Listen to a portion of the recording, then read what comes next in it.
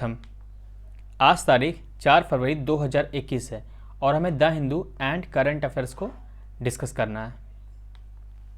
हमारा पहला topic census से संबंधित है। क्या हुआ कि भारत सरकार इसे 2022 में करा सकती है। अभी भी इस पर संशय है। क्यों? क्योंकि अब तक जो है NPR वह नहीं हुआ। NPR क्या होता है? ये कि नेशनल पॉपुलेशन रजिस्टर।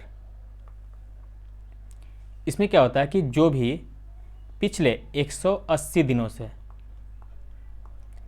दिनों से भारत की सीमा में रह रहा हो, चाहे वह विदेशी नागरिक हो या भारतीय नागरिक, NRI, कोई भी व्यक्ति जो भारतीय सीमा में रह रहा हो, कब तक? 180 दिनों से पूर्व, यानी कि सेंसस अगर जो NPR शुरू हो रहा है तो उसके 180 दिनों से पहले तक वो रह रहा है भारत में, तो उसे किस में शामिल किया था? NPR में। अब लॉकडाउन और कोविड-19 के कारण क्या हुआ कि यह NPR नहीं हो पाया, जिस कारण से सेंसस भी शुरू नहीं हो पाया। अब जो है NPR को अप्रैल 2021 में किया जाएगा। यह भी संभावना ही है ऐसे, लेकिन इसे अप्रैल 2021 में कराने की पूरी संभावना है। तो यह जैसे आएगा उसके जो डेटा आएंगे उसी के आधार पर अब सेंसस शुरू किया जाएगा नेक्स्ट ईयर से, यानी कि 2022 में। तो ये था सेंसस से संबंधित। हमारा नेक्स्ट टॉपिक है स्टार्स प्रोजेक्ट से संबंधित। स्टार्स यानी कि strengthening teacher learning and result for states, यानी कि राज्यों के लिए टीचिंग लर्निंग और रिजल्ट जो है उसे मजबूत करना है। किसके द्वारा? ये देखिए, ये जो प्रोजेक्ट है वैसे वर्ल्ड बैंक का है, लेकिन इसमें जो सहयोगी होंगे, अब देखिए भारत में ministry of education, department of economic affair और तीसरा है वर्ल्ड बैंक। ये जो एग्रीमेंट किया गया, कितने का किया गया? 5,718 करोड़ रुपए की। ये समग्र शिक्षा में शामिल किया जाएगा। अब आपको पता है समग्र शिक्षा किससे कहते हैं? समग्र शिक्षा में क्या होता है कि जो विद्यार्थी होता है वह विद्यालय पूर्व, ध्यान रखिएगा, विद्यालय पूर्व से लेकर के 12वीं तक के छात्रों को इसमें शामिल किया जाता है समग्र शिक्षा में। यानी कि समग्र शिक्षा को अगर पूछा जाए आपसे तो क्या होगा? विद्यालय पूर्व से लेकर के 12वीं तक के छात्रों को इसमें शामिल किया जाता है। नेक्स्ट है स्टार डस्ट 1.0। क्या है? यह एक लॉन्च व्हीकल है। कहाँ छोड़ा गया इसे? नॉर्थ अमेरिका में। देखिए, नॉर्थ अमेरिका में बहुत सारे छोड़े जाते हैं, लेकिन चर्चा में क्यों आया? क्योंकि इसमें जो ईंधन का प्रयोग किया गया वो एक जैव ईंधन है, यानी कि बायोफ्यूल्स का। इस कारण से यह चर्चा में आया गया।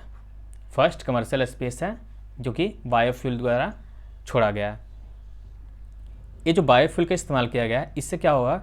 स्मॉल सैटेलाइट को, यानी कि जिसे हम क्यूबसैट्स बोलते हैं, उसको स्पेस में छोड़ा जाएगा, जो कि पर्यावरण के लिए हानिकारक भी नहीं होगा। क्योंकि अभी जो हम ईंधन का प्रयोग करते हैं उसमें हानिकारक पदार्थ होते हैं जो पर्यावरण के लिए और अंतरिक्ष के लिए हानिकारक हो रहा है और खतरा भी बढ़ता जा रहा है। इसी कारण से बायोफ्यूल का प्रयोग किया गया है। किसमें? Star dust 1.0। ये जो है एक बहुत बड़ी अचीवमेंट भी है, क्योंकि आगे इस पर और रिसर्च किया जाएगा तो बायोफ्यूल का इस्तेमाल पूरी तरह से संभव हो जाएगा। अभी छोटे में किया है, बाद में बड़े जो सैटेलाइट भेजे जाते हैं उसके लिए भी किया जा सकता है। दूसरा अचीवमेंट होगा कि इससे छात्र या फिर जो अनुसंधान करता है वे अब छोटे छोटे सैटेलाइट्स को अंतरिक्ष में भेज करके अपना अनुसंधान कार्य को और भी गति दे सकते हैं। तो यह भविष्य के लिए बहुत बड़ी अचीवमेंट प्राप्त हुए स्टारडस्ट 1.0 के। नेक्स्ट टॉपिक है म्यांमार से संबंधित। क्या हुआ है? दरअसल वहाँ पर अखबार के अनुसार तख्ता पलट हुआ है, लेकिन अगर आर्मी की बात करें तो वहाँ पर 1 वर्ष के लिए आपातकाल लागू किया गया है। Military declared 1 year state of emergency, यानी कि जो वहाँ की आर्मी है वहाँ क्या किया, 1 साल के लिए आपातकाल हो गया। क्यों? आर्मी का कहना है कि आंग सान सूकी की जो पार्टी है नेशनल लीग फॉर डेमोक्रेसी, उसने 2020 के जो चुनाव हुए हैं उसमें धांधली किए हैं। तो जो धांधली किए हैं तो उन्होंने क्या किया, आर्मी ने उस चुनाव को खारिज कर दिया, जिस कारण से जो 1 फरवरी को बैठक होने वाली थी संसद की, उससे पूर्व भी इनके एनएलडी के प्रमुख नेताओं जैसे कि आंग सान सूकी और राष्ट्रपति विन मिंट को डिटेन कर दिया, यानी कि नज़र बंद कर दिया गया है। तो ये था म्यांमार से संबंधित टॉपिक। नेक्स्ट टॉपिक है ईस्ट कंटेनर टर्मिनल से संबंधित। क्या है यह? जो है ये समझौता किया गया था मई 2019 में, देखिए, इंडिया, जापान और श्रीलंका के बीच। ये किया गया था डेवलपमेंट के लिए, ईस्ट सेंट्रल यानी कि ईसीटी जो है कोलंबो के पास, उसे विकास के लिए इन तीनों का सहयोगी समझौता था।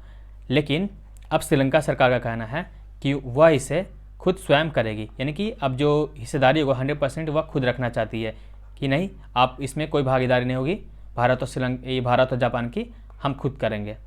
ऐसा वहाँ सत्ता परिवर्तन के ही कारण हुआ है। नेक्स्ट टॉपिक है चौरी चौरा शताब्दी समारोह। आज 4 फरवरी 2021 है।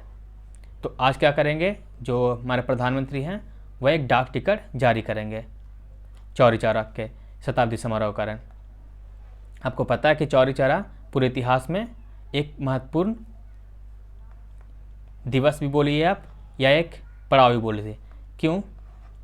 क्योंकि चौरी चौरा के कांड ही जो असहयोग आंदोलन है उसे महात्मा गांधी ने वापस ले लिया, और जिसके विरोध में बहुत सारे नेताओं इनसे अलग हो गए।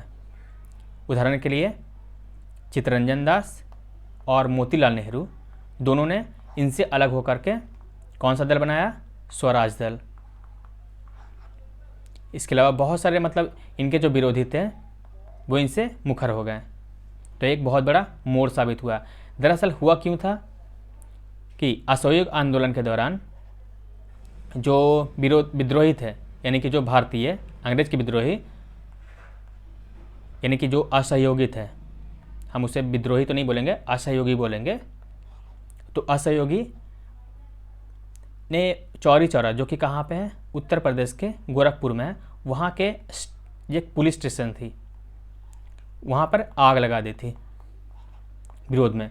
तो आग लगाने के कारण वहाँ लगभग 30 पुलिस जो कर्मी थे उनकी मौत हो गई थी, जिस कारण से यह जो विद्रोह था, कौन सा असहयोग आंदोलन था, वो क्या हो गया, ये हिंसा में तब्दील हो गया। चूँकि गांधी जी हिंसा के सख्त खिलाफ थे, अतः उन्होंने क्या किया कि 12 फरवरी 1922 को राष्ट्रीय स्तर पर असहयोग आंदोलन को रोक दिया। उन्होंने असहयोग आंदोलन को रोक दिया।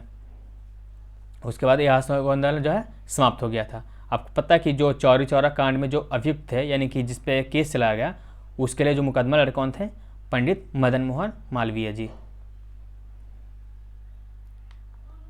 नेक्स्ट टॉपिक है व्हाट इज ब्रिजफाई। ब्रिजफाई क्या है? यह भी म्यांमार से संबंधित है। हुआ क्या है कि वहाँ इमरजेंसी लगने के कारण वहाँ पर इस एप्लीकेशन को, ये देखिए, इस एप्लीकेशन को 1 मिलियन से भी ज़्यादा लोग पिछले 24 घंटों में डाउनलोड कर चुके हैं। क्यों? क्योंकि इमरजेंसी लगने के कारण नेटवर्क, यानी कि इंटरनेट और जो कम्युनिकेशन कॉलिंग जो होते हैं वो बंद कर दिए गए हैं। तो ये एप्लीकेशन काम कैसे कर रहा है? दरअसल ये काम करता है ब्लूटूथ। यह जो काम कर रहा है ब्लूटूथ, यानी कि आपको जो मैसेज करना है, यहाँ तक कि आप लोकेशन भी भेज सकते हैं अपने मित्र को या फिर साथी को या अपने परिवार को, वो ब्लूटूथ के माध्यम से। तो इसकी जो रेंज होती है वो देखिए आप 330 फीट, यानी कि जो मान लीजिए कि ये एप्लीकेशन एक मोबाइल में इंस्टॉल है, दूसरा इसमें इंस्टॉल है, तो क्या हो रहा है कि शेयर हो रहा है। किससे? ब्लूटूथ के माध्यम से। अब आपके मन में ये भी जाहिर होगा कि ये जब पूरी तरह से इंटरनेट बंद कर दिया गया तो ये डाउनलोड कैसे हो रहा है 1 मिलियन से भी ज़्यादा। देखिए किसी एक के मोबाइल में तो एप्लीकेशन ज़रूर होगा पूरे देश में, तो ब्लूटूथ के माध्यम से इसे शेयर किया जा रहा है। और ये बहुत ब्लूटूथ के माध्यम से पूरे एप्लीकेशन के डेटा को शेयर कर दिया जाता है, जिसे ये डाउनलोड कर रहे हैं।